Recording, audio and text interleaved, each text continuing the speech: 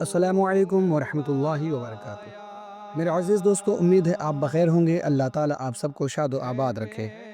گزشتہ کئی دنوں سے آپ حضرات سیدنا سرکار غوث اعظم پیر پیران شاہ جیلان قطب ربانی غوث سمدانی پیر الہی حضور سیدنا شیخ ابو محمد عبد القادر جیلانی بڑے پیر دستگیر حسن حسینی رضی اللہ تعالیٰ وردانہ کے فضائل پر آپ حضرات بیانات سماعت کر رہے ہیں۔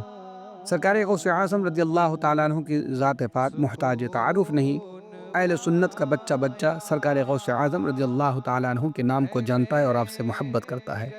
اللہ رب العزت اور اس کے رسول حبیب صلی اللہ تعالیٰ علیہ وسلم کی بارگاہ میں بہت ہی مقبول ہیں سرکار غوث اعظم رضی اللہ تعالیٰ وردانہ حسنی حسینی سید ہیں، اور آپ حضرات سرکار غوث اعظم رضی اللہ تعالیٰ عنہ کی شان سماعت کر رہے ہیں اور کر چکے ہیں۔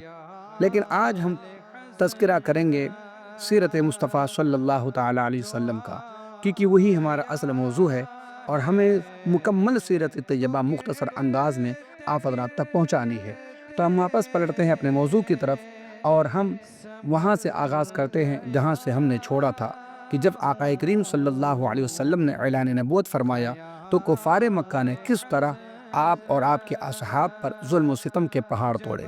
ہر ظلم کا نشانہ کون تھے؟ صحابہ رسول، صحابہ کرام تھے، اصحاب رسول اللہ تھے۔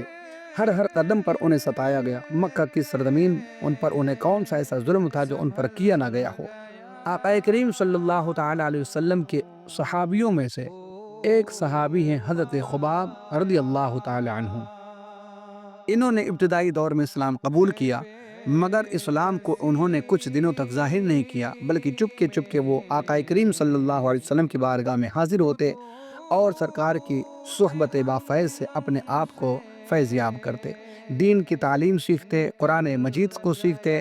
ایک دن آقا کریم صلی اللہ تعالیٰ علیہ وسلم کی بارگاہ میں حضرت خباب رضی اللہ تعالیٰ عنہ حاضر ہوئے۔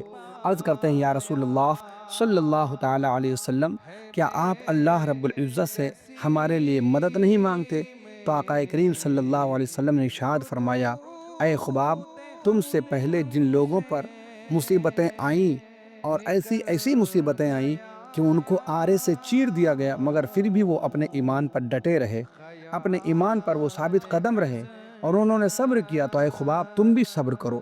آقا کریم صلی اللہ علیہ وسلم نے ارشاد فرمایا، اے خباب صبر کرو، اللہ تعالی ہماری مدد ضرور فرمائے گا۔ اور پھر دنیا نے دیکھا کہ مکہ شریف فتح ہوا، اسلام غالب آیا اور آج ہر گھر میں اسلام موجود ہے۔ آقا کریم صلی اللہ تعالیٰ علیہ وسلم کی بارگاہ میں جب حضرت خباب حاضر ہوئے تو ان کو اس طرح ستایا گیا تھا کہ کوئلے کے انگاروں پر جلتے ہوئے آگ کے انگارے ان کو اس پر لٹایا جاتا، اور ایک شخص ان کے سینے پر پاؤں رکھ کر کے کھڑا ہو جاتا، یہاں تک کہ ان کی پیٹھ کی چربی اور رطوبت کے کوئلے بجھ گئے۔ برسوں بعد جب حضرت خباب رضی اللہ تعالیٰ عنہ نے یہ واقعہ حضرت امیر المومنین عمر فاروق اعظم رضی اللہ تعالیٰ عنہ کے سامنے بیان کیا اور اپنی پیٹھ کھول کر کے دکھائی، تو پوری پیٹھ پر سفید داغ کے دھبے پڑے ہوئے تھے۔ اس عبرت ناک منظر کو دیکھ کر حضرت عمر فاروق اعظم رضی اللہ تعالیٰ عنہ کا دل بھر آیا اور وہ رو پڑے۔ عزیزان گرامی وقار، کہنے کا مطلب یہ ہے کہ ان اصحاب رسول اللہ نے کون سا ایسا ظلم تھا جو اسلام کی خاطر برداشت نہ کیا ہو؟ آقا کریم صلی اللہ علیہ وسلم کے صحابہ نے ہر ظلم کو برداشت کیا، ہر ظلم کو سہا انہوں نے۔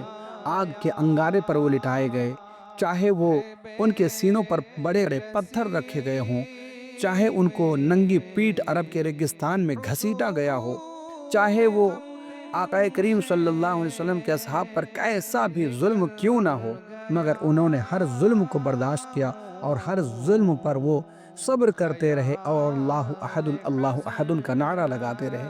نتیجہ یہ نکلا کہ دنیا آج بھی ان کے ترانے گاتی ہے، دنیا آج بھی ان کا گن گاتی ہے، اور اللہ رب العزت کی بارگاہ سے ان صحابہ اکرام کو وہ انعام ملا کہ رضی اللہ عنہم ورضوا عنہ، اللہ ان سے راضی ہو چکا، وہ اللہ سے راضی ہو چکے۔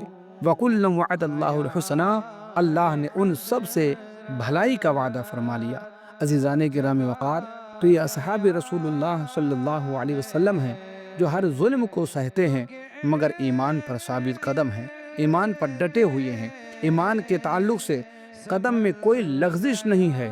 حضرات گرامی، اس سے ہمیں یہ سبق ملتا ہے کہ جس طرح صحابہ کرام اپنے ایمان کی حفاظت کرتے رہے، ایسے ہمیں بھی ہر موڑ پر اپنے ایمان کی حفاظت کرنی چاہیے، اور آقا کریم صلی اللہ علیہ وسلم کی محبت ہمارے سینوں میں ہو، ہمارا دل سرکار کی محبت کا مدینہ ہو، اور دل میں خوف الہی بھی ہو، تاکہ ایک طرف خوف الہی ہو، دوسری طرف محبت رسول ہو، تو ہمارا سینہ ایمان کے نور سے منور ہو جائے۔ انشاءاللہ آگے ہم سرکار دو عالم صلی اللہ علیہ وسلم کی سیرت طیبہ کا ذکر کریں گے۔